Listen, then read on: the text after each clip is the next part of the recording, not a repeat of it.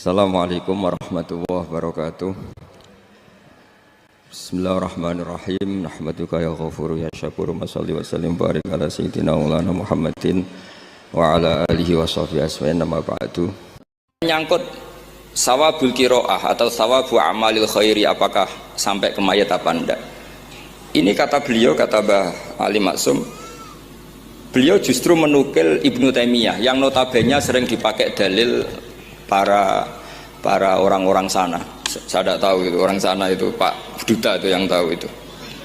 Itu kalau ini mirip kitab Said Muhammad. Jadi Said Muhammad itu kalau istidlal sering pakai Ibnu Taimiyah karena itu yang dipakai mereka.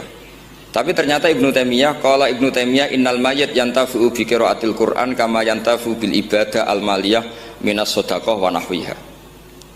Terus waqala Ibnu Qayyim fi kitabir ruh afdalu ma yuhda ilal mayyit as-shadaqah wal istighfar wa du'a lahu wal hajju anhu. Artinya gini, kita sekarang ini tidak pernah kayak Bali Maksum pakai dalil jawazu ihda lil mayyit itu berdasar Ibnu Taimiyah dan Ibnu Qayyim. Kita seakan-akan Ibnu Taimiyah itu orang yang pasti melarang itu, sehingga kita itu terus mengatakan sing nyunatno tahlilan ku sapa, Mbah Hasim atau Mbah Fakih atau siapalah, meskipun riwayat ini mukhtalifah dari Mbah Hasim. Pertanyaannya adalah terus kesannya yang membolehkan itu hanya kiai lokal itu, kiai nasional itu. Padahal zaman Bali sudah mengajarkan kita yang membolehkan ihda wa amalil khairi ilal mayyit, yang membolehkan hadiah Yasin, Fatihah, tahlil ke mayit itu adalah orang sekaliber Ibnu Taimiyah dan Ibnul Qayyim. Sehingga dengan kita pakai ilmiah yang diterapkan Bali Maksum, kita ini merasa orang keren, orang global, orang yang keren lah.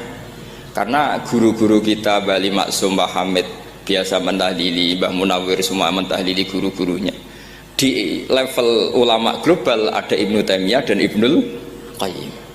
Tapi karena kita tidak baca, seakan-akan tahlilan itu hanya tradisi lokal yang tidak di ACC, tidak disetujui ulama kelas internasional. Padahal di sini jelas diceritakan Ibnu Taimiyah berpendapat qiraatul Quran yang dihadiahkan ke mayit atau tahlil itu boleh. Jadi ini sangat penting supaya orang itu pakai tradisi ilmu. Saya pernah ngaji sama Mbak Mun, diberitahu kalaupun Rasulullah pernah kunut sekali, biasanya perdebatan kan, oke, Rasulullah pernah kunut tapi ahyanan. Pertanyaannya adalah setiap Nabi pernah melakukan sesuatu itu akan menjadi sunnatan mutaba'ah apa enggak? Tentu jawabannya iya. Nabi meskipun melakukan kunut andekan hanya sekali, tapi karena pernah dilakukan Nabi, maka kebaikan ini akan menjadi sunnatan mutaba'ah, sunnat yang harus kita ikuti terus atau boleh kita ikuti terus. Jadi nggak boleh misalnya Rasulullah itu puasa Senin Kamis juga ahyanan, tidak selalu.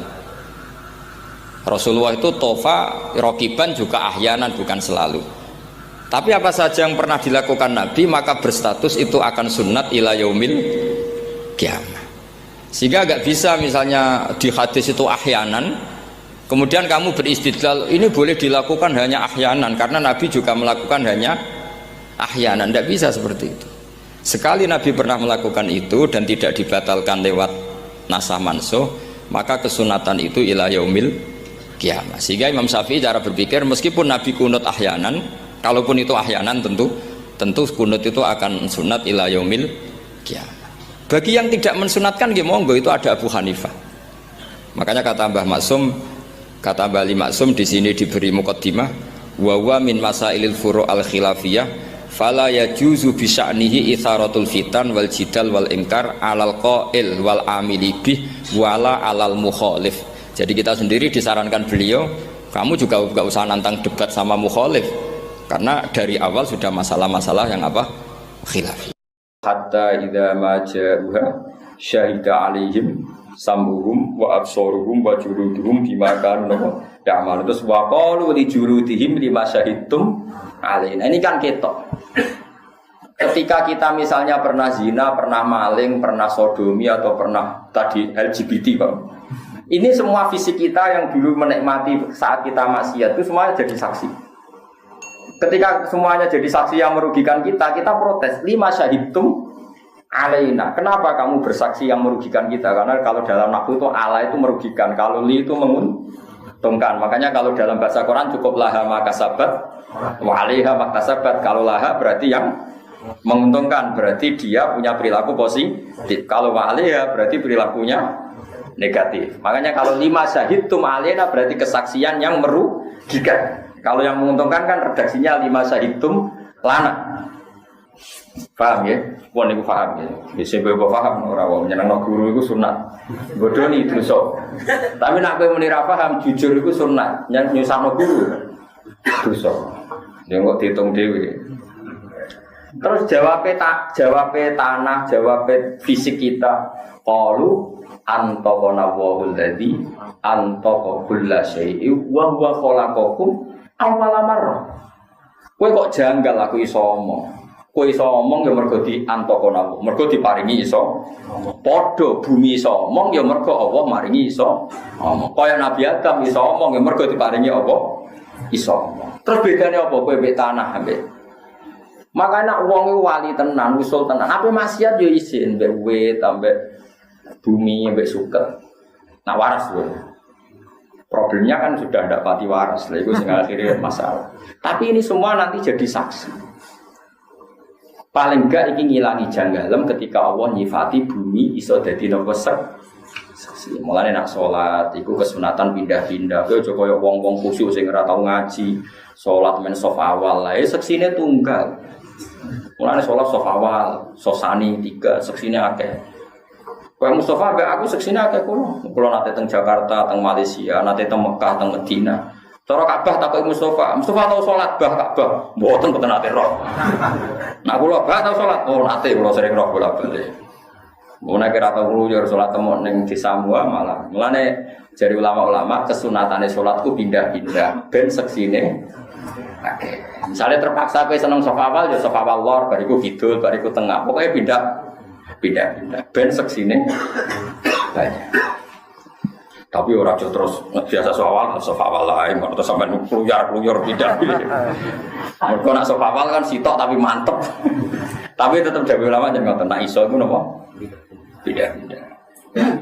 Tapi sementing sampean ngerti gitu, terus kula suwun sangat nak sampean kepengin tambah seneng ning Kanjeng Nabi, niku sering maca tiba berjanji simtud duror karena napa? Di situ itu ada beberapa kalimat yang kelihatan sekali itu ada dialek. Ya ada dialek. Misalnya dika ngelam Kanjeng Nabi kila huwa Adam loh. Kila qala Adamu bihi uniluhu a'lal marati. Terus ditakoni kila huwa Ibrahim. Qala Ibrahimu taqumu bi hujjatu ala badil asnami wal kawakib. Kila huwa Nuh qala Nuhun bi yanju minal. Nah manane ngeten. Nah mriki biasanya macam apa? Dika ono berjanji. Kedua tahun yang bro. Kalau akhir-akhir ini mulai sinau singkut dulu. Nah singkut dulu kan kita banyak. Karena nembe rasanya saya talabi kan baik Habib Anis bin Alwi bin Ali. Kalau nu semua kitab madai ini juga ada kata maksudnya kata. Jadi kalau sinau nih, berarti kalau raiso nyanyi. Kalau seneng nak nyanyi kurugen. Jadi seneng maksudnya si nyanyi rodo jadab kan seru. Kalau nangis mergo paham. Sendiri nangis berkono jadab koroban. Ketika para malaikat melihat Nur Muhammad, saya ulang lagi, ketika para malaikat melihat Nur Muhammad, itu mereka bilang, kila huwa Adam. Apa itu Adam ya Allah? Terus sekolah jawab sapa Allah Ta'ala, Adamu bihi unilhu a'lal. Ora iku Adam. Ya gara-gara Nur iku Adam tak kei unilhu a'lal maroti, tak kasih derajat tertinggi. Nah malaikat itu ya lucu, wes salah ya jawab ya. Wes jawab Adam kan keliru. Nah ngoten Ibrahim. Ora jare pangeran, dawuhe pangeran ora. Qala dawuh sapa Ibrahimu bihi taqum hujjatu ala badil asnami. Ora Ibrahim gara-gara Nur Muhammad itu dadi selamat, dadi pinter, iso ngalahno debat, ngalahno para penyembah napa? Berhala. Malaikate ngoten wis salah ping pindho ya. Ya ora ngoten Musa, ora Musa iku dibluri. Ya nek ngoten Isa, ya ora Isa. Jadi jawab keliru bulan balen niku ya ana sanate. Dadi wis keliru bolak-balik tetep apa? Jawab. Akhirnya selesai terakhir kok. Qila faman hadzal habibul ladzi albastahu khullatal waqar wa tawajjatahu bi tijanil mahabbati walif. Mon sakniki nyerah kula tangklet sinten toh niku. Terus Allah jawab iku Muhammad bin Abdin. Nanti qala wa nabiyyun istakhartuhu min du'ayyibni qala yamutu abuhu wa yakfuluhu amru syaki. Niku sing mati bapake terus ditanggung napa? Bapake terus ditanggung napa? Pamane. Niki penting kula aturaken sehingga kalau sampean punya tradisi seperti ini, ya wau misalnya sampean mikir mawon sing gampang-gampang. Wong darani mati mergo jasate ditinggal. Berarti kuncinya mati karena jasad ditinggal. Lalu Anda harus berpikir, lalu roh sendiri itu mati apa enggak coba? Enggak kan. Yang mati jasad. Ya sudah. Nah, mulane kowe ora usah jangkal nek orang mati syahid disebut ora oleh darani napa mati. Nah, tentu Rasulullah itu sayyidus syuhada. Mulane umat ini ditunggoni Nabi sampai ila yaumil kiamat. Mulane ora ono siksa. Soal ono masalah kadang wong kena gempa bumi, kadang kena longsor. Itu mau 0,0 sekian persen. Iku wis biasa. Jenenge riyen nak jenenge siksa ora ngono seru kan, bumi diwalik kaum Sodom. Terus nopo? Ya pokoknya seru. Saiki kan diseru kan beritane. Saiki sing seru beritane, ora kok nopo? Ora kok nopo? Faktane. Ya biasa.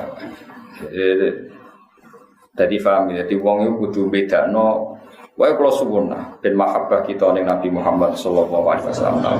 Kula ijazahi paling enggak redaksi yang diajarkan ke kita itu pancen assalamu alayka ayyuhan nabiyyu wa rahmatullah. Semuanya pakai alaika.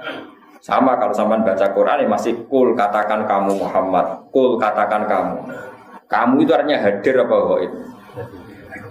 Terus kalau suwun wae dilatih.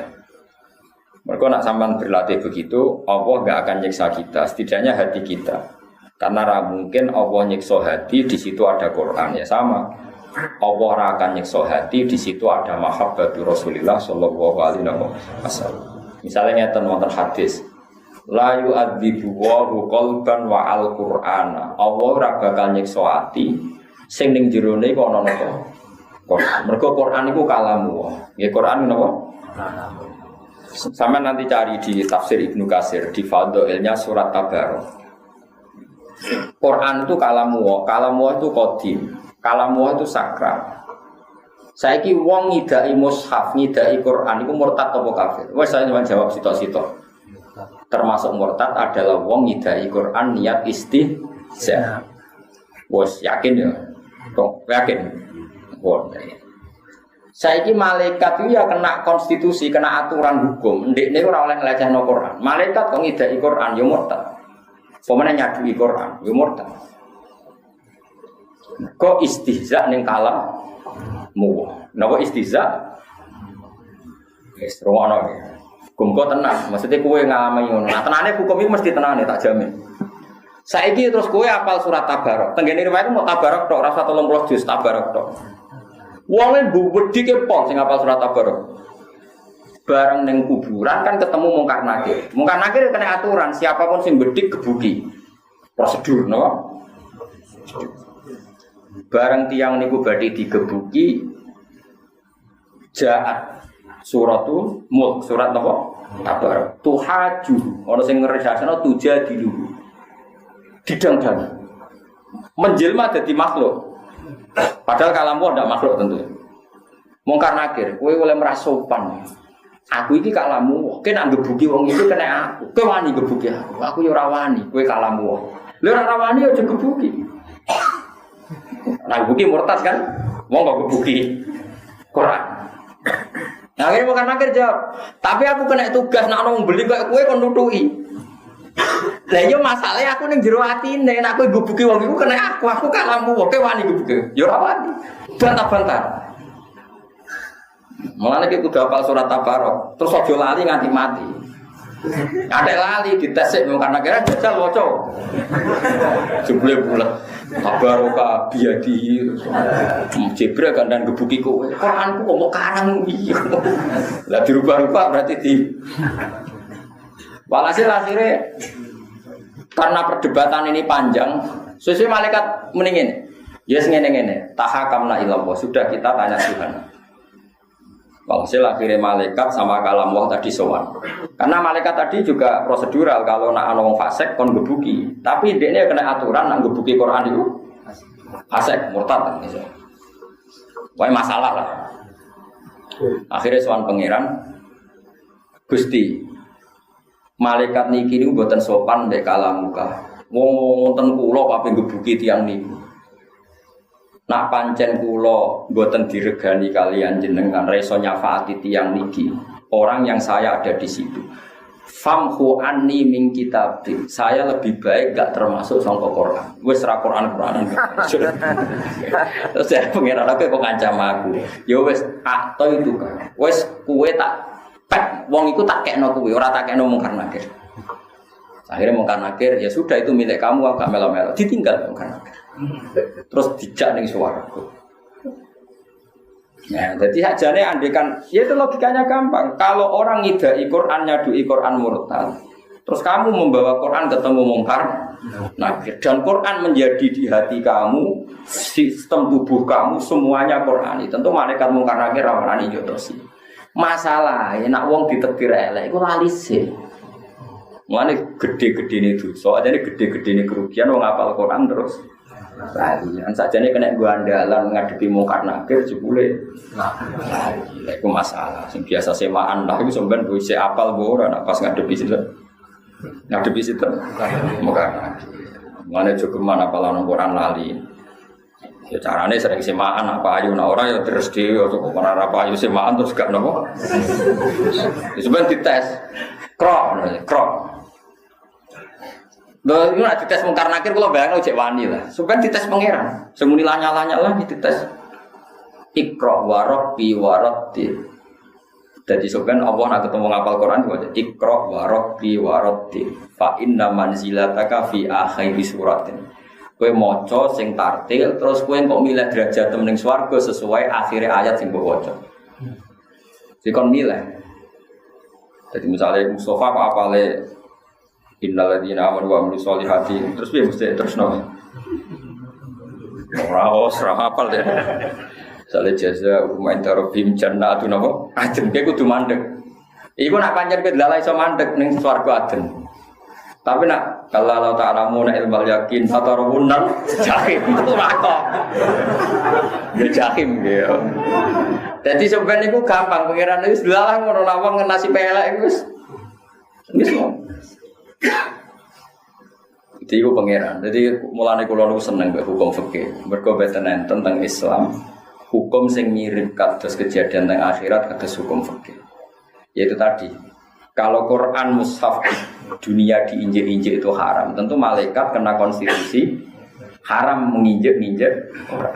Nah tentu akan haram menginjek-injek orang yang membawa Quran. Padahal Quran sudah menyatu di hatinya. Nanti disebut Innallaha ta'ala la yu'adzibu qalban wa al-Qur'ana. Allah ora bakal nyiksa ati sing ning atiku nyimpen apa? Quran. Wale kula suwun masa sing ra hafal Quran wis minimal hafal kulhu tabarok. Apa nih? Yasin, terus nasi rondo kedunyan waqiah ngene. Waqiah terus nomor Fatihah iya. Kok nganti lali aku ya guys. Iku pinter ki ya Kang. Fatihah no. Yes, iku ya cukup. Iku cukup lah. Nggo nglawan mungkar nangkir wis apa? Kok itu soal surat paling apik malah lali. Tambahan paling madhabe kalau sudah mendapat yang terbaik ngapain yang lain. Akhirnya hafal liyane, Pak. Curang ya. Malaikat itu akeh kan. Misalnya mungkar nakir takluk mbek Fatihah liyane. Nak 30 juz cara senjata malaikat jenis piye wae kan. Oke lah. Sangune akeh no. Tapi tenang keyakinan kula niku seneng mbek hukum fikih. Perkarane logika yang terbangun itu mirip. Yaitu tadi kalau mushaf diinjek-injek itu haram atau sampai murtad. Kemudian kita hafal Quran mungkar nakir kok ngebuki kita. Kan lucu kan. Malaikat ora tau ngaji, ngono ngapal Quran kok digebuki kan. Oh, kena konstitusi Fathul Mu'in kan masalah.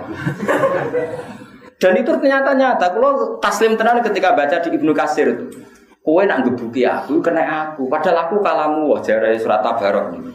Terus jare malaikat, masalahnya wong sing nggo kowe iku wong tukang maksiat. Aku kudu gebuki. Quran tak saya aku ning jero tetep kena, kowe tetep nglawan pangeran gebuki. Akhirnya rawani tenan. Bareng ketemu pangeran terus wah wis pek kowe wong iki. Pek terus dikawal ngantos mlebu swarga. Malaikate mirip. Jadi ora kok kalah, pokoke mirip. Sama ora usah ngrasa menang. Engko dendam malah digoleki repot. Ora ngrasa menang pokoke ditinggal ngono wae.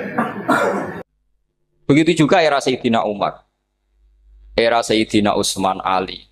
Itu juga ngalami orang-orang yang ekstrim. Misalnya begini, saya contohkan korban-korban ekstrim yang real.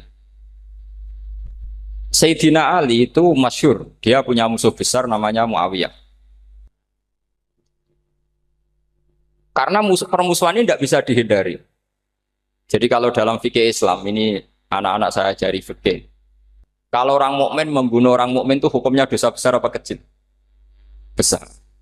Itu di bab kisos. Tapi orang fikih itu unik. Di fikih itu ada kitab usial namanya. Di takrib ada kitab usial. Dan di situ ada penjelasan mangkutila dunamali fahuwa syahid. Orang yang dibunuh karena membela hartanya atau keluarganya, itu dia mati syahid. Kalau dia posisi membunuh, maka malingnya atau penjahatnya muhaddarun damu. Gak punya hak nuntut kisos karena dia anggap gak ada artinya darah. Nah sekarang begini, suatu saat ada garong ke rumah Anda, ingin membunuh Anda karena ingin mengambil harta Anda. Anda ingin ingat status mukminnya atau status garongnya. Terus kamu mau dibunuh diam aja. Saya tidak mau membunuh orang mukmin atau membunuh orang muslim. Nah, kesulitan yang dialami Sayyidina Ali seperti itu. Orang-orang Khawarij cara berpikir Ali ku geblek. Wong mukmin kok pengen mateni wong mukmin. Muawiyah ya geblek pisan. Wong mukmin kok pengen mateni orang. Padahal suasana sudah kacau. Ketika seorang penjahat mau membunuh yang punya rumah dan yang punya rumah ingin membunuh penjahat, itu namanya mukmin bentrok sama orang mukmin. Apa orang benar sahibul hak ingin mempertahankan haknya? Tidak sampai saya tanya. Itu sahibul hak, yaitu yang punya rumah ingin mempertahankan haknya. Meskipun dalam duel ini kadang terjadi pembunuhan. Nah di sini ini ya, ulama ahli sunnah menyebut masalah istihadiyah. Kelompoknya Sayyidina Ali mempertahankan nyawanya meskipun dengan cara membunuh pasukan Muawiyah. Pasukan Muawiyah juga mempertahankan nyawanya meskipun harus membunuh pasukan Ali. Zaman itu susahnya istihad seperti itu. Tapi orang Khawarij cara berpikir enggak, ini biang keladi masalah itu Ali sama Muawiyah. Mereka malah rapat, ya sudah dua-duanya bunuh saja. Ya masyhur tuh, akhirnya Sayyidina Ali dibunuh oleh orang Khawarij.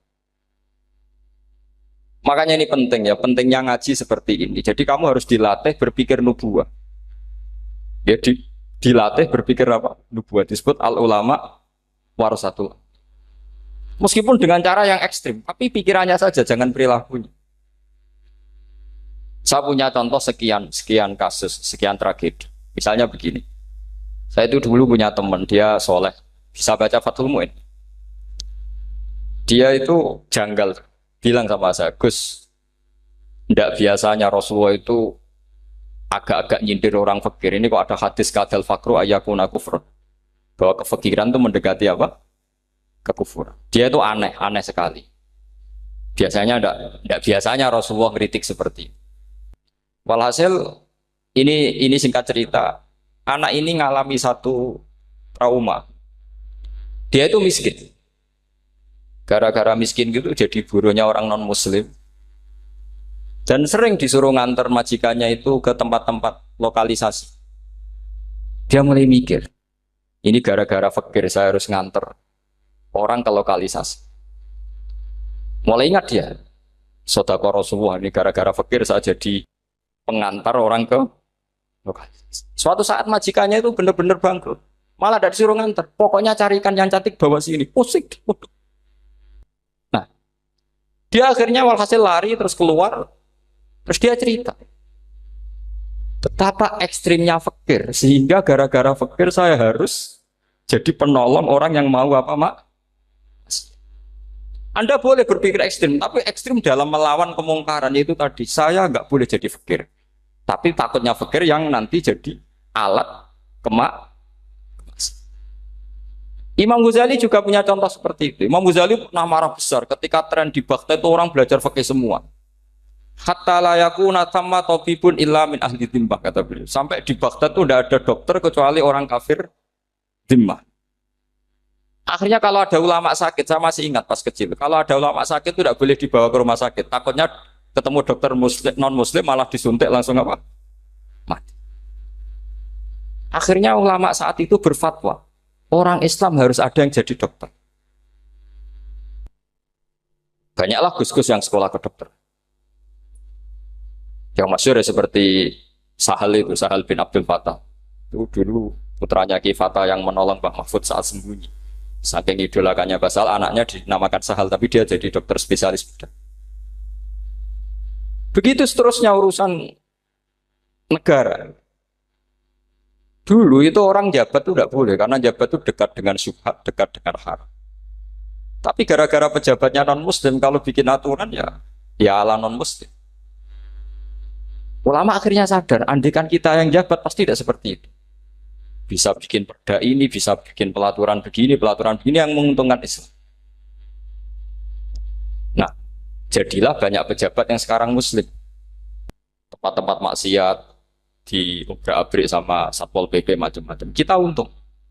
Tapi kalau orang-orang Khawarij pikirannya pokoknya pejabat itu dekat dengan haram, dekat-dekat syubhat. Padahal dengan kita jabat bisa bikin perda atau apa yang menguntungkan Islam. Kemudian menjadi masalah baru secara fikih. Ini adik-adik dengerin biar kulino senam fikih. Kalau caleg soleh, misalnya Mas Nadif nyalek, ini tadi tak guyoni, mau jadi bupati ndak, kalau ya mau usah dukung. Jadi misalnya gini ya, Zaid sama Bakar, misalnya Bakar itu orang soleh, mau jadi calon lurah. Dia tahu kalau dia lurahnya kampung lebih baik. Kalau yang jadi ini Zaid, itu kampung itu rusak, karena dia suka dugem, suka macam-macam. Kemudian Zaid ini pasti jadi karena beli suara. Misalnya per kepala itu dibeli 50.000. Bakar ini kalau nggak beli suara, kalah. Padahal dengan kalahnya Bakar artinya kemenangan kemungkaran. Itu zaman era Fathul Mu'in, muridnya Ibnu Hajar Al-Hitami. Ibnu Hajar muridnya Abu Zakaria Al-Ansori itu fatwa. Yang soleh ini wajib beli suara, bukan boleh, wajib beli suara. Tapi ini namanya tidak nyuap, perlu dicatat, ini namanya tidak nyuap. Jadi tidak bisa kamu kaitkan misalnya ar-rosi wal murtasi finnar. Yang nyuap maupun yang menerima suap adalah sama-sama di neraka. Tidak bisa seperti itu, karena logikanya dibalik. Sekarang Bakar ini beli suara, itu untuk membeli kebenaran, untuk mengawal kebenaran. Zaid beli suara untuk menopang kebatilan. Berarti namanya Bakar ini penyuap atau pembeli kebenaran? Pembeli kebenaran. Harus dibedakan. Nah, ini pentingnya ulama. Memang nyatanya seperti itu. Yang dikatakan nyuap, riswah itu adalah membayar uang li'it tolil hakti untuk membatalkan kebenaran atau membenarkan kebatilan. Itu namanya nyuap. Tapi kalau mengeluarkan uang untuk menghakkan barang hak dan membatalkan barang batil, itu namanya uang perjuangan. Nah, ini pentingnya mikir. Jadi ulama itu mulai dulu sudah berat. Nah, sekarang sudah banyak orang-orang khusyuk yang biasa di masjid khusyuk. Kalau ditanya zaman akhir rusak kabeh, wong soleh-soleh wis nyuap.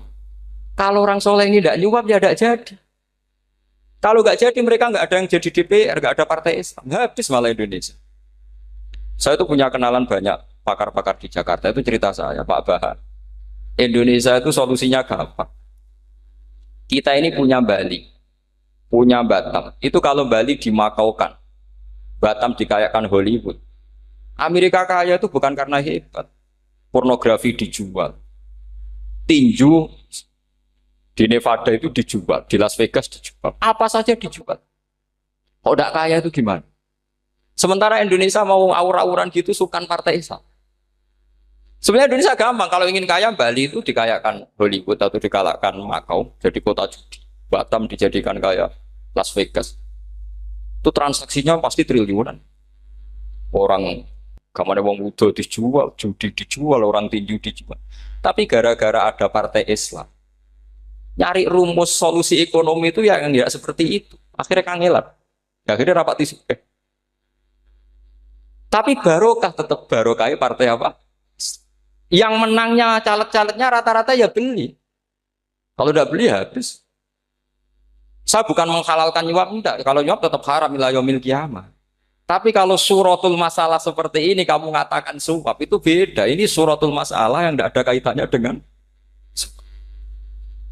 asal lawannya batil, kecuali lawannya sama-sama hak. Dua calon di kampung itu soleh sama soleh. Ini yang soleh bayar nggak boleh karena siapapun yang jadi soleh itu tidak boleh. Makanya kalau cari musuh yang dolim biar halal ya. Sekarang ya seperti itu. Kamu biasa heroik, biasa ngasih kiai kamu, ngasih hadiah kamu, biasa ngasih ibu kamu uang. Ternyata ibu kamu setelah kamu kasih uang, dikasihkan adik kamu atau kakak kamu yang nggak pernah kerja, terus kamu marah-marah, ini tidak adil. Saya yang memberi nggak dikasih, ini yang nggak kerja dikasih terus. Loh kamu biasa jadi pahlawan kok turun kelas menjadi apa? Pasien. Kamu milih jadi pahlawan apa pasien? Pahlawan. Jadi sebetulnya faham-faham ekstremis ini dari kegoblokan. Dari kegoblokan berpikir nubuah sehingga tidak punya rasa ibadah. Nah ini yang menjadi orang-orang ekstrim. Jadi korban pertama ekstremitas itu bukan sahabat tapi Rasulullah Shallallahu Alaihi Wasallam, yaitu Nabi dibilangin oleh mereka, "I'dil ya Muhammad, kamu kalau bagi harus adil." Pikiran mereka kalau adil sama rata sama. Jadi kalau pakai pikiran itu, saya minum di sini itu haram. Mau ndak ikut bikin kok minum. Enak tamu, toko-toko mangan, sing masak kangelan urung. Itu jadi edan bareng. Itu sama seperti kasusnya Bahram Al-Majusi. Dia itu seorang raja kaya, punya anak cantik. Dipikir-pikir, anakku ayu dirabek nang liya rugi, sing gedhekno aku sing rumah aku dirabi wong liya. Maka dia berpikir mau dinikahi sendiri. Karena tadi melihat Mas Nadif ya orang Kenya tadi, apa Nigeria. Malah nggak layak itu maksudnya orang. Ini Mas Nadif ini termasuk harus mendukung gerakan tidak ekstrim. Nyawanya masih itu karena barokahnya beliau agak-agak gitu. Tapi nggak sampai liberal ya, agak-agak pokoknya itu. Karena ketika ada gerakan ekstrim di Mesir, itu termasuk dia DPO. Ternyata setelah ada intelijen, beliau pas buka itu nggak makan dulu tapi rokok dulu. Wah ini mesti orang sekuler, nggak ekstrim. Akhirnya nyawanya sampai sekarang itu barokahnya rokok pas iftar itu pas. Nah tanya ini masih, iya mas ya. Ya pernah sepuh sama saya. Jadi pikiran-pikirannya Bahram itu seperti itu. Walhasil akhirnya Bahram itu menikahi anaknya sendiri. Masyhur itu dalam cerita. Jadi ceritanya itu ada seorang wali tidur di Masjid Haram sama Rasulullah, ditemuin gitu. Terus kata Rasulullah, salam saya untuk Bahram Al-Majusi. Ternyata dicari-cari nggak ada Bahram lain kecuali Bahram yang berdua, bahkan anaknya sendiri mau dinikahi. Ya cara berpikir karena seperti itu. Kalau kita berbuat banyak harus dapat. Itu bahaya. Bahaya sekali karena kalau dalam teori beragama itu al-yadul ulya khairum minal yadis sufla. Kalau biasa ngasih ya ngasih saja, itu heroik. Itu bagus. Jangan biasa ngasih sekarang bermental apa? Makanya saya itu kalau ngajar di pondok yang dulu pernah saya belajar di situ atau yang pernah sepuh itu, dikasih itu bingung. Karena saya ya masih waras itu. Jadi kalau dikasih itu bingung. Tapi banyak juga guru-guru yang dulu ngaji lama setelah ngajar di pondok alma maternya nuntut. Itu saya tidak tahu itu. Itu sudah ada agak-agak kayak itu tadi. Walhasil si Bahram tadi itu, ini cerita harus saya teruskan karena nggak boleh diputus. Dapat salam dari Rasulullah. Ternyata di balik nakalnya dia itu pas mau bulan pertama, malam pertama itu ada seorang janda sepuh ke situ. Ganggu dia tentu ya. Ketika dikejar pulang lagi sampai 3 kali. Dia tanya, kenapa Bu kamu begitu? Katanya, saya ini anak-anak saya kelaparan. Kalau saya pulang, anak-anak saya nangis minta makan. Saya ingin minta Anda. Tapi setelah saya ingat Anda ini majusi, saya mukmin, saya mukminah, saya pulang. Ya sudah Bu, kamu di rumah saja. Nanti saya kirimi makan. Dikirimi sendiri, padahal dia seorang raja, orang kaya. Barokahnya itu dia dikasih tobat sama Allah. Dan paginya ketemu tamu yang mengirimkan salam dari Rasulullah SAW. Akhirnya Bahram ini menjadi muslim. Tapi intinya berpikir seperti tadi itu salah, bahwa kalau saya jasa banyak harus mendapat apa? Ini cara berpikir orang-orang Khawarij. Iya, saya pernah ditanya seorang dosen. Gus, saya ini kalau baca sejarah perang Badar atau perang Uhud, yang saya tidak nerima itu satu. Kenapa setiap ghanimah, harta orang kafir dan istrinya orang kafir kok disita orang Islam? Dan yang perempuan jadi amat, kemudian juga digauli orang Islam. Yang hartanya orang kafir juga jadi asetnya orang Islam. Kok kayak garong? Dia tanya seperti itu sama saya. Terus saya jawab, kalau sampean ada garong dan kemudian bawa senpi, senjata api, kemudian garong Anda, penjahat Anda lumpuhkan, ya senpi itu harus Anda kembalikan. Monggo penjahat ini kagungan jenengan beto wangsul. Karena ada milik Anda, harus dikembalikan. Wah, tidak bisa Pak, kalau saya kembalikan pasti dipakai jahat lagi, dipakai kriminal lagi. Ya sama, kalau asetnya orang kafir dikembalikan ke orang kafir akan menjadi aset kekafiran lagi untuk menghancurkan kita. Nah, perempuan juga sama. Perempuan itu alat produksi. Jika perempuan tadi dikembalikan ke orang kafir, maka kamu menolong populasi orang. Ya seperti itu. Paham? Makanya disita dalam perang loh ya, tapi dalam perang yang legal. Nah itulah kenapa amat halal. Makanya di Quran itu illa ala azwajihim aw ma malakat aymah. Paling enggak itu masih ada ulama atau pemikir atau ustadz siapa saja yang bisa memahami logika apa? Nanti kalau ulama ini sudah meninggal, orang akan mencibir Islam dengan cara mengatakan Islam itu jahat. Yaitu menyita hartanya orang kafir dan istrinya orang kafir setiap kali terjadi perang. Karena pemikiran ini pasti sama-sama kutubnya, sama-sama ekstrim. Nah ini penting saya katakan. Makanya masyhur itu perdebatan Sayyidina Ali dan Muawiyah. Ini saya kutip sedikit. Ini ya sama-sama berpikir ekstrim, tapi ekstrim yang baik. Walhasil dalam satu kerja bakti di Masjid Kuba, itu ada sahabat namanya Ammar. Ini di depan umum, ini penting. Kalau dalam ilmu hadis di depan umum ini penting karena nanti menjadi mutawatir. Beda dengan hadis yang Nabi ngendikan sama 1-2 sahabat, namanya hadis ahadi. Di depan umum Nabi guyon gini sama Ammar, ya Ammar waihak taktuluka alfiatul baghiyah. Ammar, kamu ini nasib kamu itu agak sial. Karena nanti yang membunuh kamu itu kelompok yang tidak benar. Alfiatul baghiyah itu kelompok yang tidak benar. Itu disaksikan sekian sahabat. Walhasil suatu saat Ammar ini ikut perang dan ikut pasukannya Ali dan terbunuh oleh pasukannya Muawiyah. Seneng Ali. Walhasil Ammar ditemui sama ya Muawiyah. Al-ana dhuhara bi anna fi'ati haqqun wa fi'ataka baghiyah. Sekarang kelihatan siapa yang benar. Saya yang benar, kamu yang salah. Kenapa? Karena Ammar kelompokku dan terbunuh oleh kelompok kamu. Padahal kata Rasulullah yang membunuh Ammar adalah kelompok yang salah. Muawiyah pintar sekali, dia jawabnya gini, laula kama kutila Ammar. Ammar terbunuh karena bela-belain kamu. Kalau kamu tidak nyuruh dia perang juga nggak terbunuh kan. Jadi kamu ikut andil, terbunuhnya siapa? Ammar. Tapi apa kata Sayyidina Ali? Idzan qatala Rasulullah Hamzah. Kalau teori itu Anda pakai, Rasulullah pun membunuh Hamzah. Sekarang Hamzah perang karena suruhan siapa? Rasulullah. Yang membunuh Hamzah siapa? Wahsy. Kalau teori itu Anda pakai, berarti Rasulullah pun membunuh Hamzah. Terus fasa kata Muawiyah, terus Muawiyah diam. Jadi fikih pun tuh diputuskan lewat pikiran ekstrim. Tapi bukan ekstrim yang merugikan orang lain. Ya, kalau merugikan orang lain namanya sudah la dororo wa la dirar, dia menyalahi aturan. Makanya saya pernah ngaji di sini dulu ketika tahun kemarin. Fikih-fikih Islam itu punya rumus, itu ya gara-gara pikiran ekstrim sebetulnya. Saya pernah nyontohkan adalah orang tuh kalau sholat jenazah itu mayitnya di depan. Itu ulama fikih tidak ada yang punya alasan. Mau hanya bilang gini, hakada wajadna salafan wa kholafan. Mulai dulu kalau nyolati mayit ya jenazahnya di depan. Ya hanya gitu saja, tidak punya alasan. Makanya ulama lain mengatakan tidak apa-apa jenazah di belakang. Yang sholat di depan. Kenapa? Fa innaha laysat bimanzilatil imam. Memangnya jenazah imam kok harus di depan? Itu ya tidak ada yang bisa bantah. Bagaimana mungkin harus di depan? Oh, enggak imam kok harus.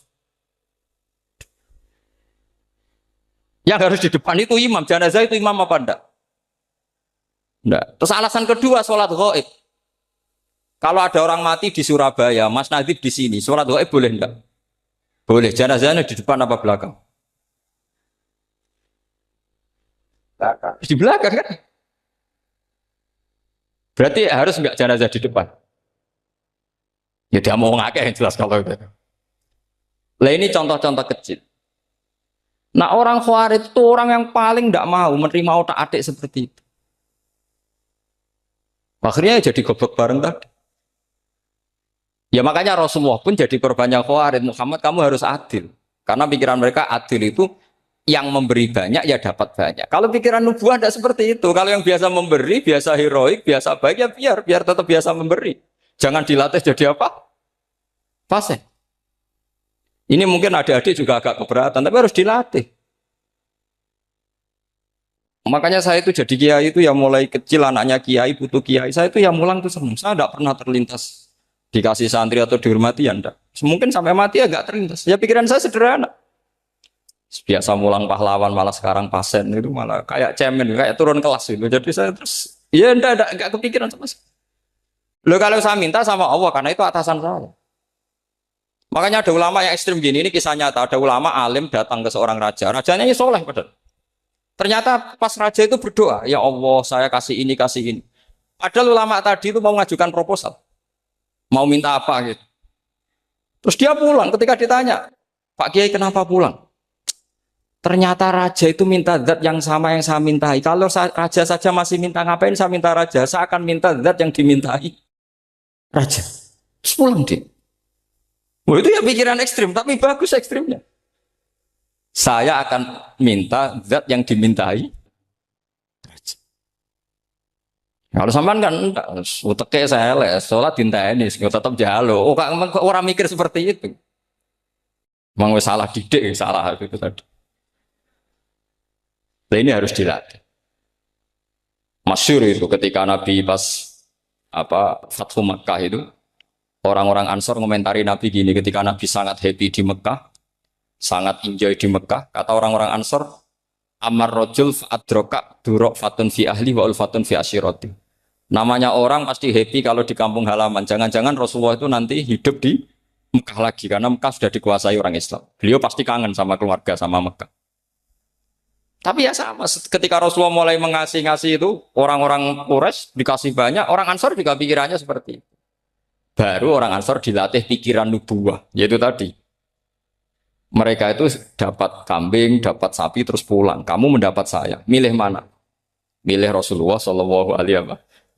Sekarang kamu saya balik. Kamu punya kiai, kamu bisa memberi hadiah, memberi beliau.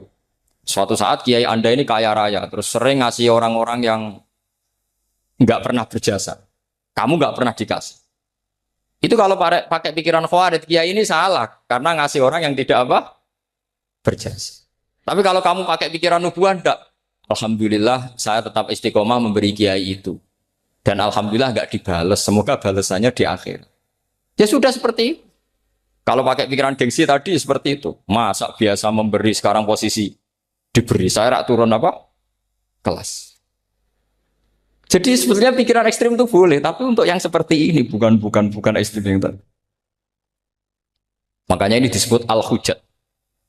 Al-hujjat itu satu logika yang bisa mematahkan asumsi awal. Ini saya harap santri-santri matolek, putra maupun putri berpikir seperti ini. Sehingga sama. Jadi misalnya sekarang dibalik. Kalau ada orang NTT yang masih non-muslim, itu orang kafir yang harus dibunuh atau orang kafir yang harus didakwai. Mesti pikirannya itu Kalau Nabi itu ya semua yang didakwai Nabi dulu orang kafir. Nah, ketika Nabi di Mekah itu pertama ketemu orang kafir itu dibunuh atau didakwai? Didakwai. Ya berarti pilihan sekarang ya didakwai bukan dibunuh. Nah soal perang itu perang itu beda dengan membunuh. Ada janjinya, ada macam-macamnya, terus nggak ada solusi itu baru ada apa? Jadi kalau sudah dibalik-balik gitu, makanya kata ulama-ulama, Khawarij itu pasti salah. Pasti salahnya adalah kalau orang tidak benar ya dibenarkan bukan dibunuh.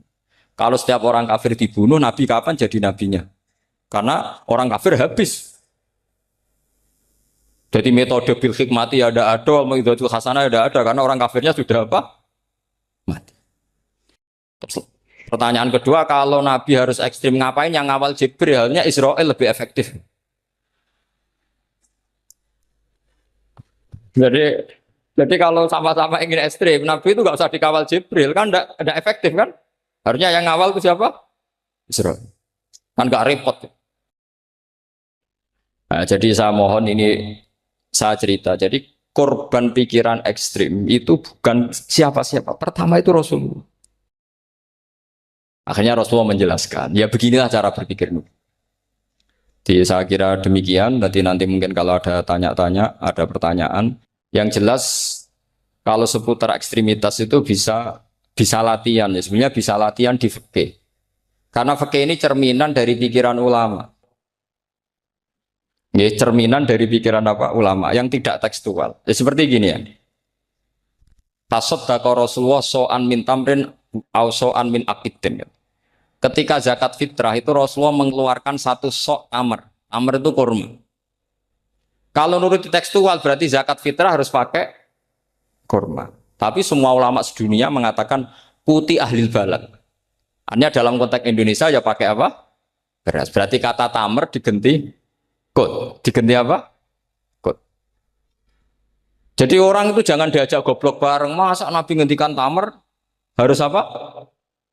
Makanya saya pernah debat. Pak Nabi itu cingkrang. Kenapa orang-orang itu rata-rata tidak cingkrang? Saya bilang, Nabi itu hidupnya di Mekah. Kenapa Anda hidup di Indonesia?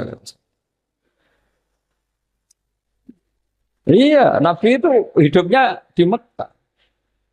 Terus saya tanya lagi, Nabi itu hafal Quran, kamu udah hafal? Saya hafal Quran. Kalau cingkrang gampang, karek ngetok.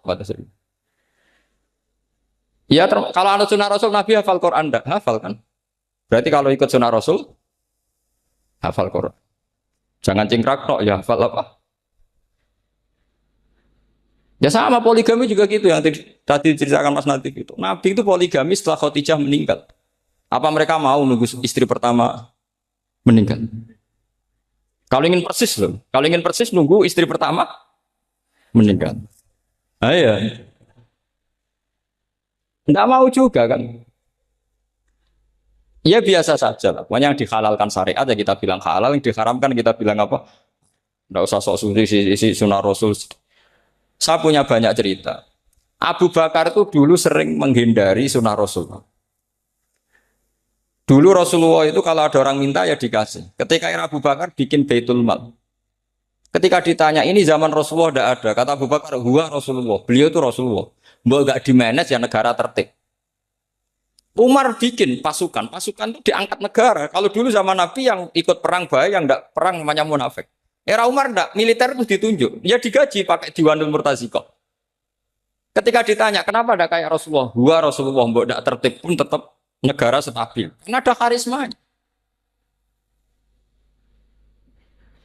Jadi kadang-kadang dalam banyak hal, itu kita malah tidak boleh persis Rasulullah. Karena kadang banyak khususnya. Yaitu contoh yang paling masyhur di fikih ya kayak Nabi itu Neka 9 itu khususnya.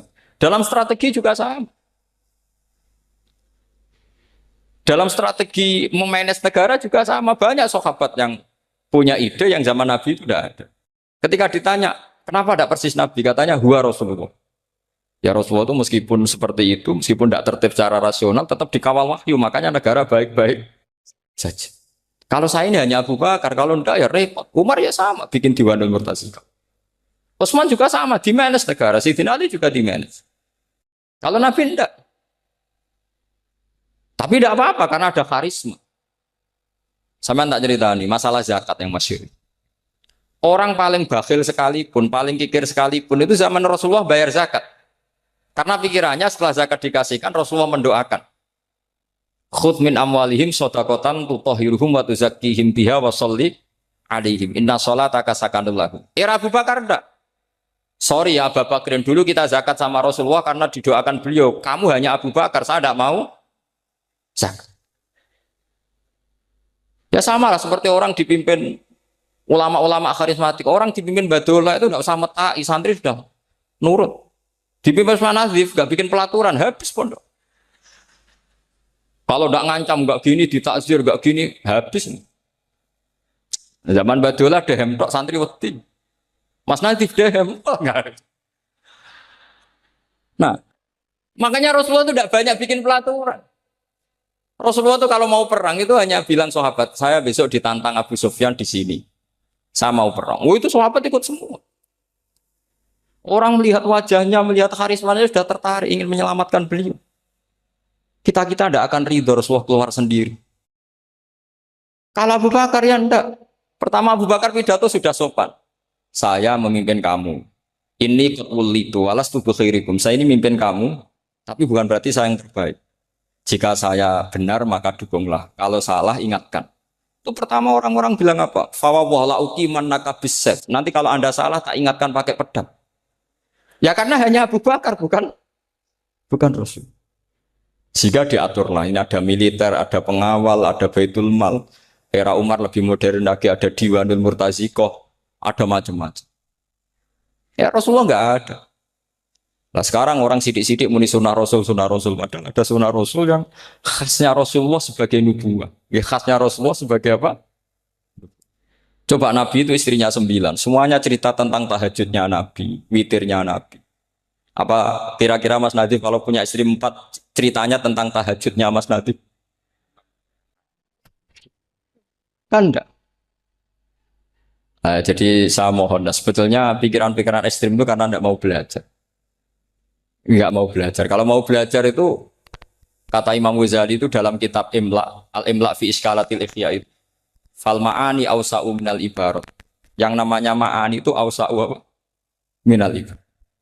Jadi yang fal ma'ani awsa'u minal ibarat. Jadi yang namanya makna itu lebih luas minal apa? Ibarat.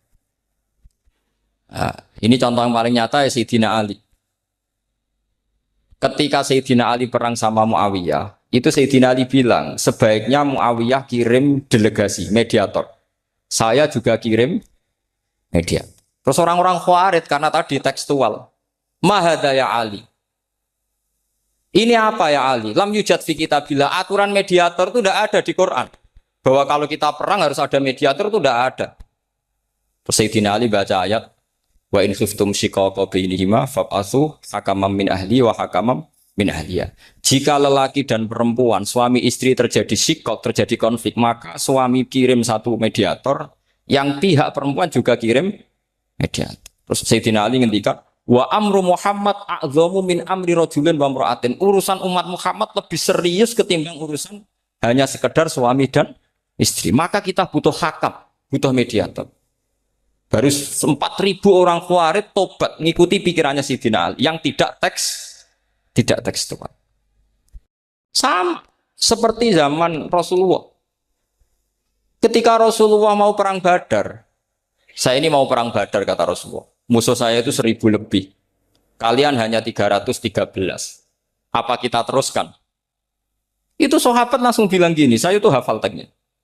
Idzan lanaqulu laka kama qalat banu Israil fathab anta wa rabbuka faqatila inna hahuna qaidun walakin idhab anta faqatila inna ma'akum muqatilun. Ini kelihatan sekali bahwa para sahabat sudah ada tekstual. Orang-orang Bani Israel ketika melihat Musa katanya sakti dan orang dekat Allah, itu cara berpikir orang Bani Israel gini. Walhasil ada perintah supaya Musa itu merangi kaum Jabarin.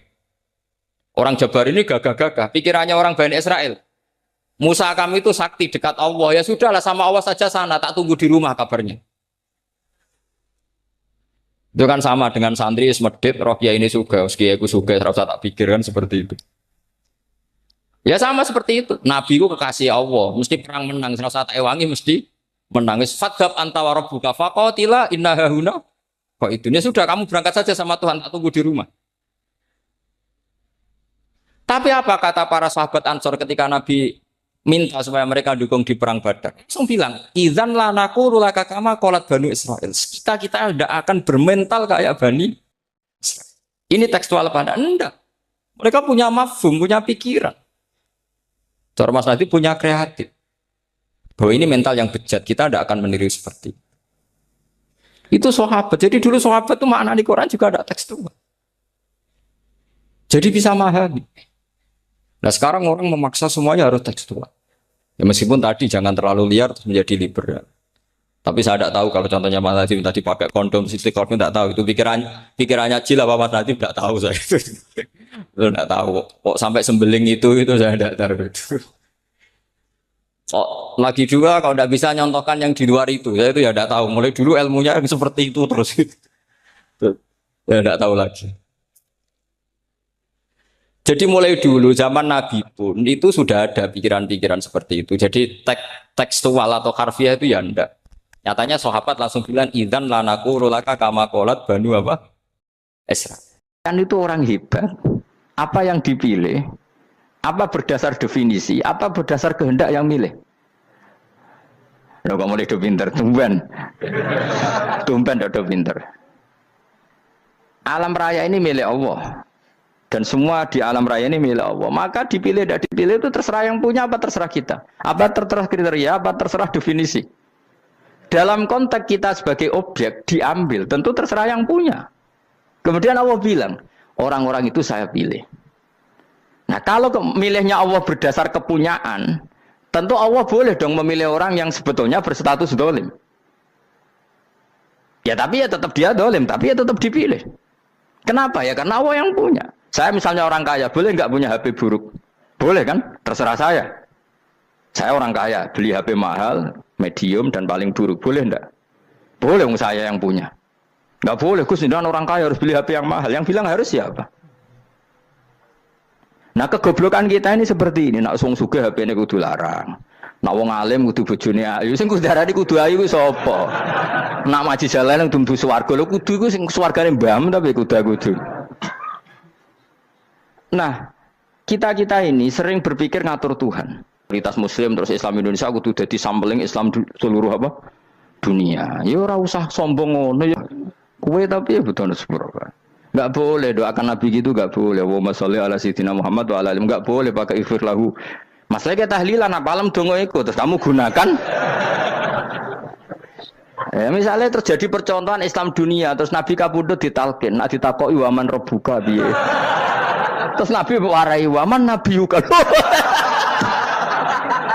Mesti Nabi yo pro, lah aku Nabi coba takoki.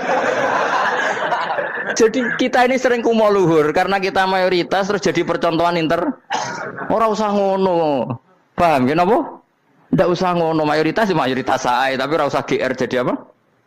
Percontohan internasional. Mungkin kalau masalah Islam damai ya bagus. Tapi itu kan tidak hanya Indonesia.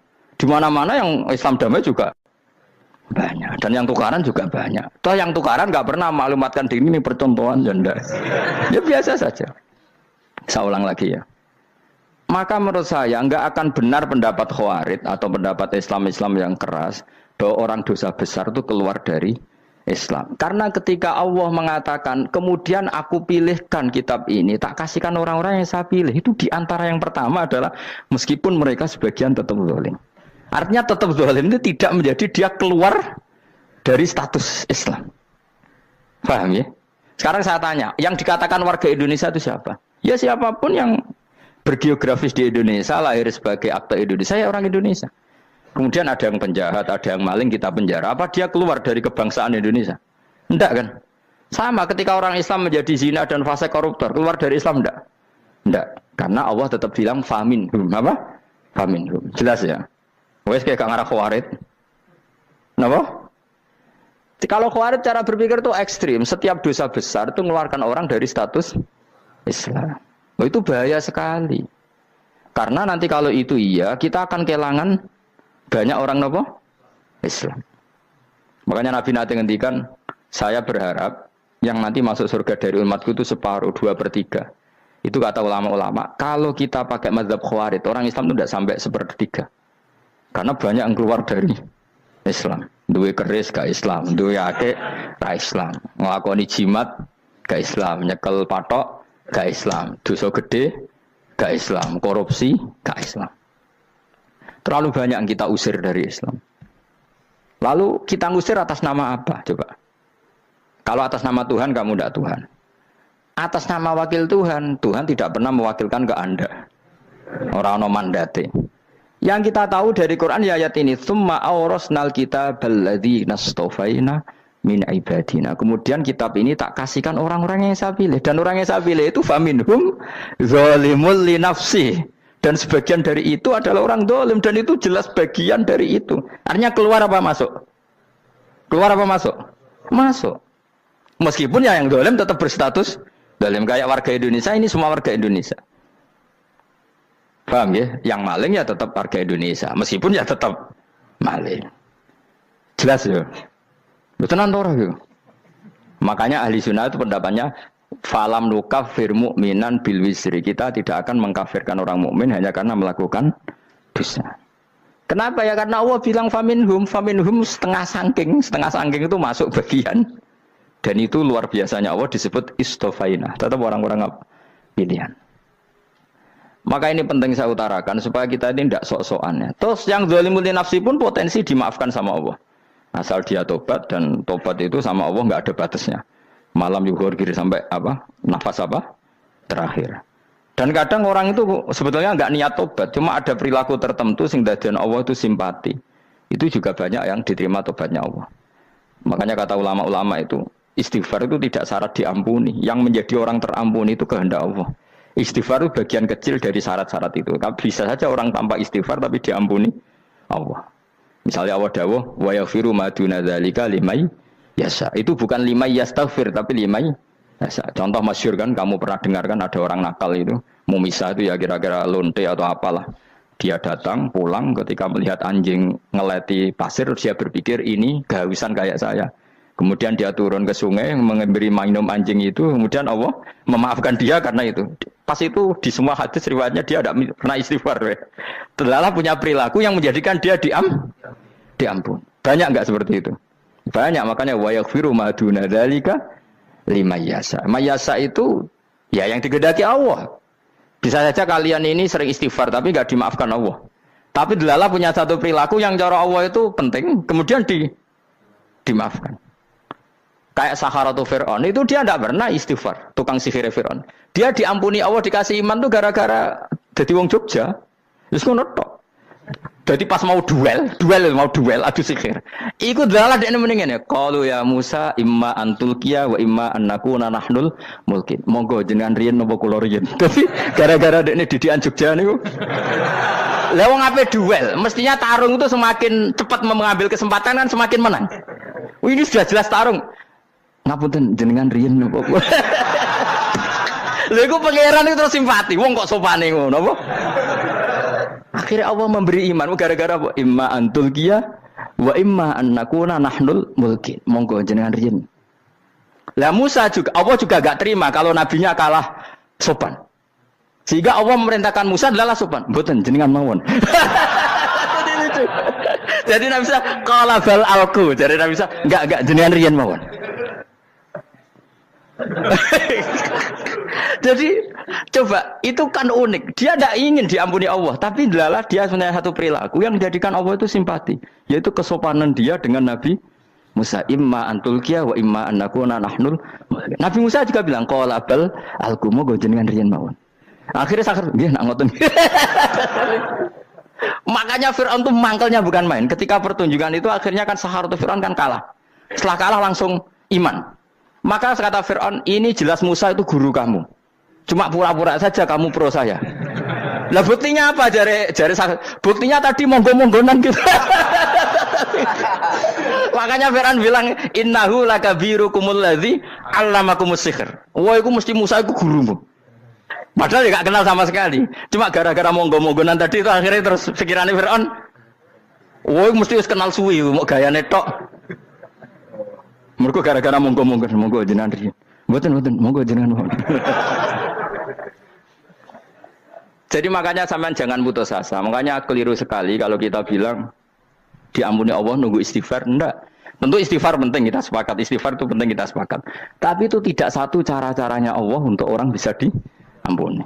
Nabi misalnya ngendikan ana wa kafilul yatim kahateni fil jannah. Coba. Orang sering istighfar sama kafilul yatim, kira-kira surganya cepat mana? Cepat kafilul yatim meskipun enggak istighfar. Boleh istighfar terus tapi medit ra karuan. Tak jamin pun rokok alamatnya medit jelas nih rokok aku roh. Jelas. Al-bakhil qaribun minan nar, jelas alamatnya deket-deket situ lah, paham ya? Wes jelas as-sakhi qaribun minallah, qaribun minan nas, baitun minan nar. Nah al-bakhil baitun minallah, baitun minal jannah, qaribun minan nar. Jadi orang medit itu ya deket-deket situ alamatnya sudah jelas deket-deket neraka. Ana wa kafirul yatim kahataini fil. Berapa?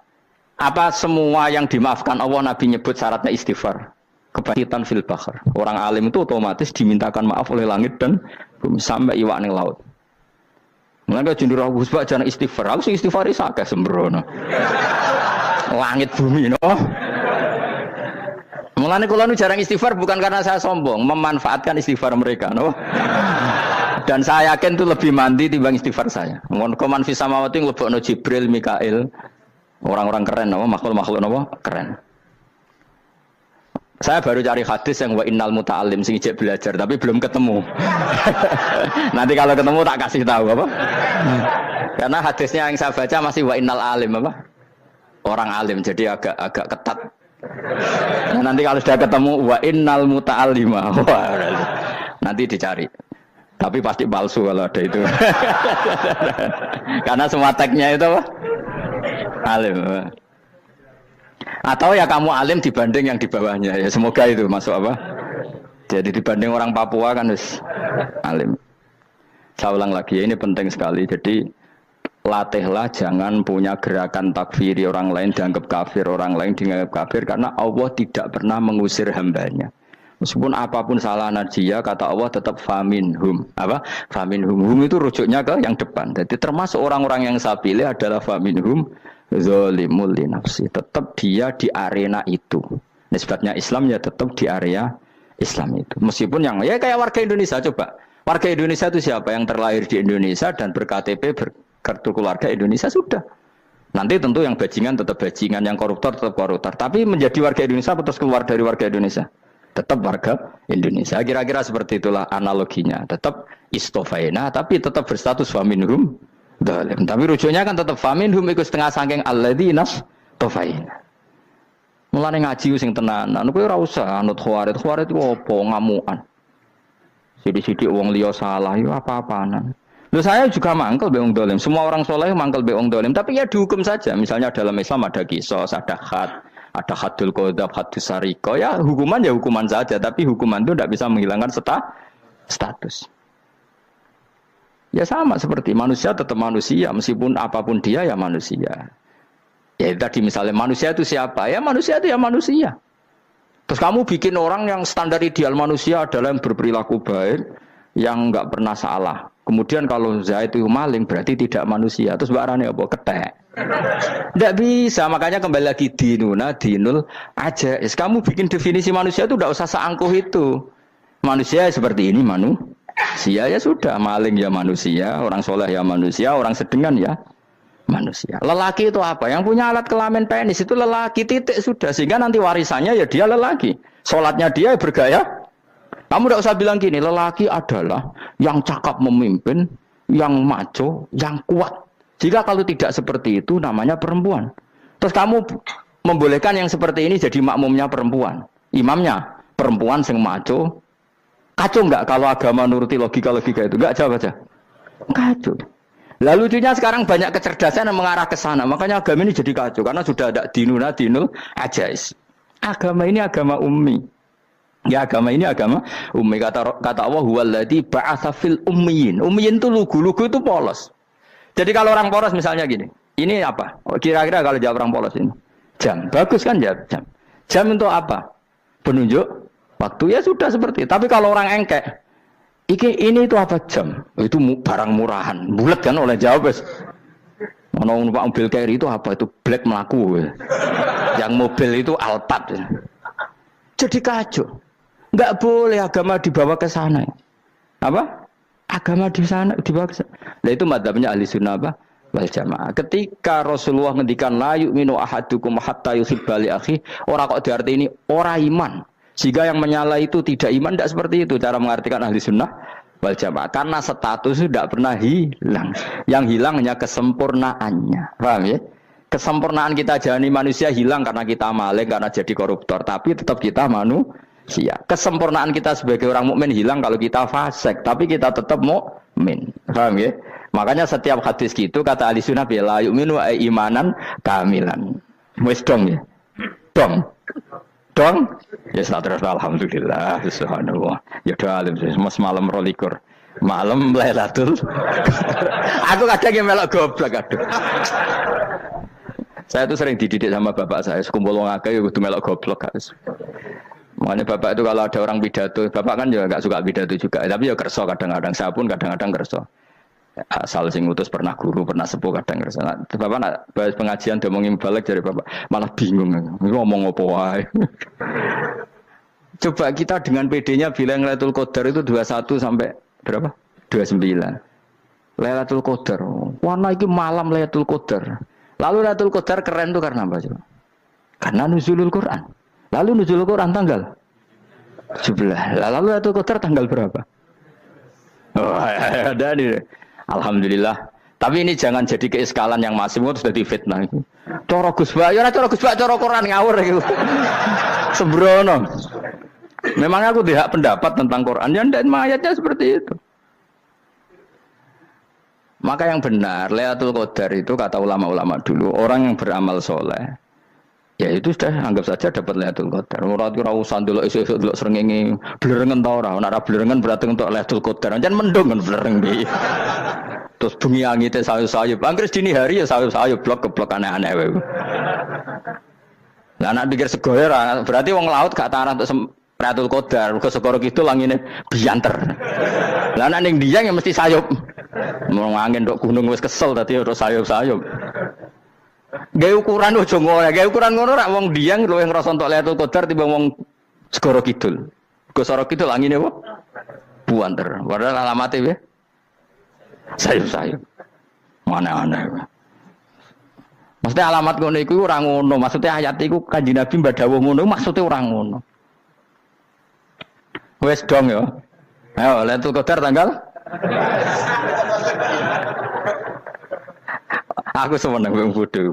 Enak urip wis happy no? Happy. Ya saya ulang lagi ya. Jadi kejati dirian itu tidak bisa hilang dengan standar keidealan. Yang hilang itu standar apa? Keidealan. Misalnya kita maling ya eman lah sebagai orang mukmin kok maling. Warga Indonesia kok kriminal tuh eman, tapi dia tetap orang Indonesia. Orang Islam tetap Islam meskipun dia fasik. Sebab itu Allah ngendikan faminhum zalimul linafsi. Sebagian dari orang yang saya pilih dia adalah orang dolim. Ya dolim saja. Kamu jangan kamu katakan kafir ya dolim saja. Dolim kira-kira maknanya kurang ajar, kacau, kriminal. Tapi kan tetap dia orang Indonesia. Paham ya? Tetap dia orang Islam. Tapi Islam yang dolim. Ya seperti saya sering cerita. Saya pernah ketemu orang alim melaku di Tuban. Iku pilih tanggamu, wong Islam kok doku, wong Islam kok doku umat Islam kok do mabuk. Ya tentu oknum ya. Tapi jari orang alim tadi, itu orang umat Islamku, Islam sing kumat. Jadi orang Islam itu hanya dua, umat Islam sama Islam yang kumat. Jadi kalau pas fasik ya Islam kumat. Kalau pas waras umat Islam. Ya sudah itu bolak-balik. Ya, jadi umat Islam. Jadi kalau di Jogja atau di Jakarta ada orang mabuk, itu berarti Islam sang kumat. Kalau pas ngaji, umat Islam. Tapi kadang orang yang sama, ya kadang umat Islam, kadang Islam yang kumat. Ya sudah seperti itu. Dan nanti pas diambil Allah, ya tetap statusnya dua tadi. Umat Islam dan Islam yang kumat. Jadi jelas ya. Jadi jelas sekali makanya orang Khawarij itu kata Rasulullah syarrul khalqi wal khaliqa. Ela-ela makhluk itu orang Khawarij. Karena dia menghilangkan status kejati dirian. Itu bahaya bagi kelangsungan negara. Negara maupun agama. Jadi misalnya kalau orang nyuwun sewu misalnya ada orang kriminal di Indonesia. terus dianggap gak warga Indonesia, terus mau dibuang kemana? Coba. Sama kalau semua orang Islam yang salah dianggap kafir, terus lalu mau kamu buang kemana? Padahal dengan kamu katakan kafir, artinya dia sudah tidak wajib sholat. Orang kafir tidak wajib sholat, tidak wajib puasa. Apa tidak lebih ngeri? Karena dia tidak berkewajiban melakukan ibadah-ibadah Islam. Berarti Anda lebih ridho dunia ini rusak. Jadi kalau misalnya Zaid karena megang patok kuburan atau melakukan dosa besar, kamu katakan kafir. Setelah kafir dia wajib sholat tidak? Tidak kan? Wajib puasa tidak? Berarti kan malah jura-juran. Karena mendorong orang keluar dari ring permainan kesalehan. Tapi kalau kita katakan Islam, kemudian kita bina. Kan ini jadinya aset. Dengan kamu katakan Islam artinya menjadi aset kan? Bandingkan kalau kamu katakan keluar. Paham ya? Makanya Nabi ngendikan ala-ala umatku itu apa? Khawarij. Karena ini bahaya. Bahaya. Negara juga gitu. Andai kan kita berpikir ekstrim, yang melanggar negara tidak warga Indonesia. Yang demo tidak warga Indonesia. Sing beda pendapat dengan pemerintah enggak warga Indonesia, negara ini habis. Kehilangan 50% warga Indonesia. Ya biasa saja, yang salah ya salah, tapi tetap warga Indonesia. Kalau secara aturan hukum harus dihukum ya dihukum. Asal objektif, asal adil. Kayak misalnya santri saya, yang santrinya Gus Bak itu siapa? Ya pokoknya sing ngaji. Kamu enggak usah pakai definisi ideal, sing ngaji, sing paham, sing ora ngantuk, sing pinter. Yo ngiyai dul. Mana. Jadi nek sing bener piye? Sing santri Gus Bak piye? Ya sing ngaji. Lah sing piye? Ya pokoke anggere sing teko ngowah-ngowah ya wis melok mlebu. Ora paham yo ngaji, paham yo ngaji. Wong didelok kolange itu pokoke anggere sing teko ngono. Malaikat ora niteni sitok-sitok itu paham ta ora iki. Malaikat itu ono sing drengki disalahno pangeran, kita jamin. Tapi bukan malaikat elit sing didrengki, ora malaikat elit, malaikat awam napa? Masyhur itu kan. Innalillahi ta'ala malaikatan sayakhina fil ardi yabtaghuna khilaqal dzikr. Terus Allah punya sekian malaikat yang tukang mencari-cari tempat dzikir. Khilaqul dzikri itu tempat-tempat halal haram, tempat-tempat ngaji. Kalau orang toreko ya tempat wiridan oleh maknanya. Tapi kalau orang fikih maknanya tempat diajarkannya halal dan haram. Terus setelah ketemu orang ngaji, terus kata para malaikat sing apian, halumu ila buhyatikum. Ini tempat kamu, ini orang ngaji. Kemudian ada malaikat yang agak hasud, tapi entah gimana hasudnya. Pokoknya bilang gini, itu ada orang yang datang ke situ tidak niat ngaji, nyari temannya. Kebetulan temannya itu ngaji. Maka ya Allah itu jangan masukkan kategori yang ngaji, karena dia nyari situ, nyari temannya. Kebetulan temannya itu ngaji. Tapi apa kata Allah? Hum alqaumu la yasqa bihim jalisuhum. Wes ngono lah, asal melok gabung tak sepuro kata Allah. Hum alqaumu la yasqa bihim jalisuhum. Mereka adalah kaum asal ikut duduk saja, ikut nimbrung duduk saja dengan niat yang macam-macam, tetap tak ampuni kata Allah. Tidak penting niat ngaji ku hiburan, alternatif di bang lengo masum pengadepi bojo. Wes gak penting kabeh. Pokoke anggere melok nimbrung sah. Enak loh? Nah, ya alhamdulillah. Sauni-unimu. Jadi agama itu pokoknya jangan kulino merubah kestatusan. Makanya itu hebatnya ahli sunnah wal jamaah. Setiap ada hadis la imana liman la ahdalah. Tidak ada iman bagi orang yang enggak nepati janji. Semua ahli sunnah nafsiri gimana? Tidak ada iman sempurna, tapi dia tetap mukmin, cuma tidak sempurna. Tidak dihilangkan status mukminnya. Masa orang Indonesia kalau maling enggak orang Indonesia? Lo kamu buat kemana dia? Ya tetap dia orang Indonesia, meskipun tidak ideal sebagai warga Indonesia, tapi tetap orang Indonesia. Jelas ya. Nanti summa awrasnal kitabal ladzina istofaina min ibadina. Terus orang yang istofaina itu berstatus faminhum zalimul linafsi, tapi tetap istofaina, tetap orang-orang apa? Pilihan. Karena kita alhamdulillah apapun fase kita dipilih Allah menjadi orang Islam. Alhamdulillah alladzi hadana li hadza ma kunna linahtadiya laula an hadana Allah. Dan kita alhamdulillah dengan segala kekurangan kita tetap dipilih Allah menjadi muslim. Ora terima muslim pembawa jalalan, enggak keren ta, Mas. Jas apa? Jas. Muslim pecinta Lailatul Qadar. Meskipun salah tanggal. Ayo gumun wae wong. Gak tau mikir ono to kan? Iya, soalnya aku lah ya yakin itu Qadar tanggal 21. Karena suara mayoritas suara Tuhan. Kula ya melok goblok kan. Kula nang malam 21 ya wiridanku tak tambah. Meskipun aku ya Ya rada eskal tapi Gusti niku suarane tiyang kathah nderek mawon. Oh, inna anzalnahu fi lailatul qadar. Quran itu tak turunkan pada malam. Jadi normalnya Lailatul Qadar itu berbarengan dengan malam. Tapi ya serasa mbok imani biasa wae, mari fitnah mari apa? Fitnah biasa. Yang jelas Lailatul Qadar itu bisa kapan saja. Nah, ulama dulu bilang ya bisa kapan saja. Cuma kata ulama-ulama bisa saja diturunkan di tanggal itu. Ya bisa itu karena memang nuzulul Quran itu kan tidak semuanya di tanggal 17 sebetulnya. Jadi di mana-mana itu ada simbol-simbol yang dipakai. Istilahnya tanggal 17 itu simbol memang kebetulan ada yang tanggal 17. Tapi kita tahu kan yang turun di Haji Wada juga banyak. Coba Haji Wada tanggal berapa? 9 Arafah. Bulan apa? Dzulhijjah. Dan banyak ayat turun Isra Mi'raj misalnya. Ayat Isra Mi'raj turun bulan apa? Rejab kan? Mbok yo ngaji dora khatam kecangkeman. Jadi Quran itu tidak hanya turun di Ramadan. Ya biasa saja. Makanya kayak saya itu kan biasa ngaji Quran. Ya setiap saat anggap Lailatul Qadar. Cuma kita ya ikut umumnya orang Lailatul Qadar itu tanggal 21, 23. Aku lah senang malaikat yang bagian panitia itu ben jelas fokus di tanggal itu. Tapi kamu jangan pernah berpikir menafikan hari-hari lain bagi ulama tertentu, bagi wali-wali tertentu. Mereka ngalami Lailatul Qadar kullailah. Banyak wali yang bilang, saya ngalami Lailatul Qadar kullailah. Maksudnya, karena kullailah zaman Nabi itu pernah dituruni Quran. Dan semua itu artinya Lailatul Qadar. Tapi tentu ada simbol. Kayak kemerdekaan Indonesia itu dimulai tanggal berapa? 17 Agustus. Sebetulnya ya enggak. Ketika Jepang kalah itu ya sudah merdeka.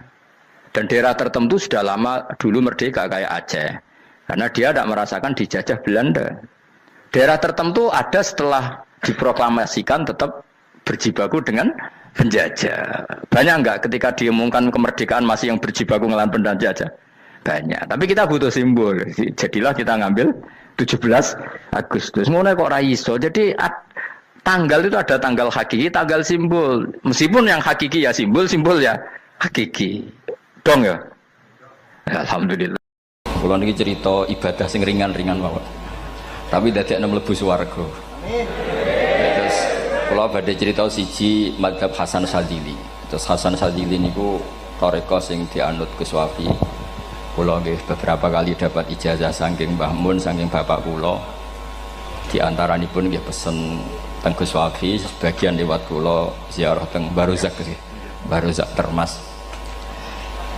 Abdul Hasan Asyadili itu nate pas teng dalem ditamoni pemuda. Pemuda niku ngrudu. Di kampung kami banyak maksiat, di kampung kami banyak kesalahan. Niku sepundi? Jawab Abdul Hasan Asyadili niku ringan. Sehingga mboten sragen. Contohnya mboten sragen. Sakjane nggih persis, tapi umum zaman niku dereng ngeten sragen. Kok tenggen kula kathah maksiat ngeten-ngeten. Jawab Abdul Hasan Asyadili enteng ngoten. Man ahabba alla yu'sawaha fi ardi alla yu'sawahu fi ardi faqad ahabba alla tadhara maghfiratu wa alla tadhara syafaatuhu sallallahu alaihi wasallam. Dadi wong bayangno donya ora ana salah iku padha karo ora kepengin roh ghafure Allah Subhanahu wa taala. Mulane mazhab Sadzili paling bandel, ngurusi wong bandel paling bandel ya mazhab Sadzili. Nang kiai Sadzili iku ora umate macam-macam. Mane teng Indonesia niku penak, sing ketunan putih seneng Nabi, sing ireng nggih seneng Nabi, sing ra ketunan nggih seneng Nabi. Mulane setan niku bingung. Nyongkone sing seneng Nabi keturunan putih tok, sing seneng keturunan ireng ya seneng Nabi, sing ra ketunan ya seneng Nabi. Sing lakenan ya seneng Nabi. Jadi kelompok itu kathah sangat. Ini penting kalau aturaken mergi mazhab Sadzili niku pancen dados pembanding mazhab Said Abdul Al-Haddad. Mazhab Abdul Hasan Asyadili ini yang paling masyhur diriwayataken dening Shahibul Hikam. Mergi Ibnu Athaillah As-Sakandari muridé Abdul Abbas Al-Mursi, Abdul Abbas Al-Mursi muridé Abdul Hasan sinten Asyadili. Niku mazhab ingkang bener-bener jadi pembanding. Mergi teng bab husnudzon niku beliau itu pakar. Orang itu bisa yarjuwa hawal yaumil akhir. Orang itu bener-bener dibikin nyaman mbek Allah mbek Rasul. Misalnya ngeten, sampean sowan Allah iku kudu arep-arep disangoni. Kena arep disangoni berarti nganggep Allah iku medhit. Mulane tomak niku penting. Tapi mbek pangeran aja mbek wong. Tapi mbek pangeran mbek. Dados limangka nayar juwa hawal yaumal akhir. Riyen niku zaman kula alit. Niku anggere ana santri lunga iku sangu sak umbalan. Mergo yakin kiai iku nyangoni. Lho diyakini nyangoni iku keren, berarti diyakini lomo. Lha kok yakin mlebu neraka, berarti nganggep Allah gak Rahman Rahim. Lan yakin mlebu napa? Swarga. Mau modal urun maulid sak dina ora urun malah entuk. Terus niki rontok-rontok salah tapi muga-muga itu sepura pangeran. Nggih wau. Nak sampean bener niku sifat ghafuri Allah nganggur, nggih. Kerhane efektif ana sing salah. Mulane wonten cerita wonten tiyang teng multazam donga ya Allah kula paringi mboten nate salah. Niku jawabe pangeran fa'ena adhu ghufra. Wong ora tau salah sifat ghafur iku nganggur. Niki cerita sing sampean aja niru kula. Niki cerita ilmu. Niku mazhab Abu Hasan apa? Asy'ari. Benten madhabe Said Abdul Haddad itu jalure khauf. Jadi dosa gede apa cilik? Ora ana gede ora ana cilik. Kowe aja delok sing mbok dosani, aja delok dosane tapi delok sing mbok dosani iku sapa. Misale Gus Wafi ngutus santri teng mriki, "Cung tukokno rokok." Rokok itu barang makruh misal. Mestinya kan santri oleh bantah, niki kiai ku piye to barang makruh kok kon nuku. Tapi masalahnya kan arah dituruti ya gelo tenan. Jadi ojo delok kongkonane penting ra penting, tapi mukhalafah iku sababul fir. Misalnya kados kula niki teng mrikan wonten botol minuman. Cung pindah rene itu kan barang sepele. Terus sampean takok urgensinya apa ya harus dipindah. Iku santri mangkelno to. Ya dipindah wae pokoke sing penting nurut iku cara pandang Said Abdul Haddad. Ki aja geman bantah pangeran senajan to perintahe sepele. Piye-piye mukhalafah ngono iku jenenge nah cara Abu Hasan Asy'ari nggih boten barang gede mbek cilik kudu ana bedane wong ana kabair ana saghair. Mosok WA janda beda mbek goncekno ya kudu beda. Wong WA tok kok padha mbek napa? Goncekno ya kudu beda, kudu ana saghair, kudu ana napa? Kabair. Tapi cara Said Abdul Haddad boten delok sing mbok maksiati ku sapa. Sehingga khazanah kita niki penuh dengan ilmu. Mulane terus wonten bab ijtihad. Ijtihad niku ruangannya luas sekali. Ya kula bolak-balik nyontokno. Kula sakniki kan jare wong akeh kiai gedhe. Jare wong akeh kula niku kiai gedhe. Nek diundang anak-anak tangga yo bingung. Ora teko sawane kiai gedhe sombong diundang wong cilik ora teko. Teko iku mahjubno kiai sing ora tau pahayu.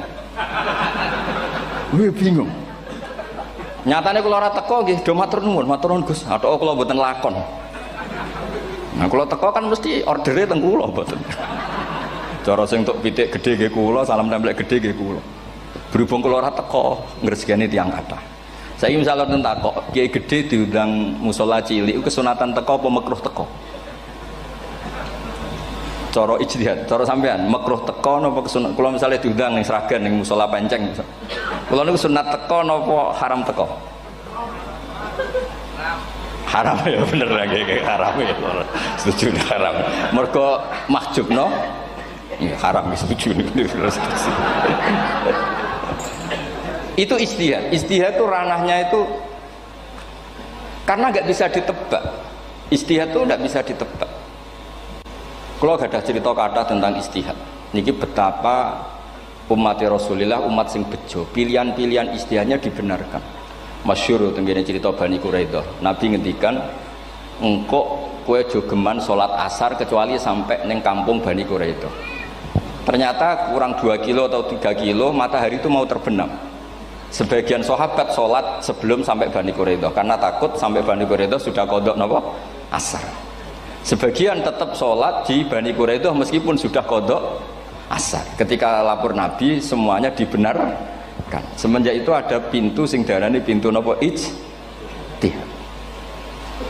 Mengenai kalau bolak-balik cerita wonten kiai nak tangkok, cung kowe ngaji mbek sapa? Ngaji kalian tiang niki.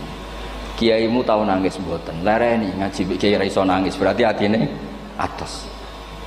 Nak Abdul Hasan Asy'ari takoki, cung kowe ngaji mbek kiai sapa? Kiai fulan. Tau guyu mboten nate, lereni. Kiai ra iso syukur mbok jeni. Kiai ra iso syukur kok mbok jeni. Karena itu masalah ijtihad. Nggih masalah napa? Ijtihad. Ijtihad itu polanya enggak jelas. Wonten kiai ora gelem mulang wong wedok nggih kathah, alasane wedi fitnah. Wong pancen iman pas-pasan mawon nembe wong ayu ya bingung. Tapi nak diwalik, nak kira gelem wong mulang wong wedok, terus yang mulang wong fasik, atau aliran sesat, itu ya repot.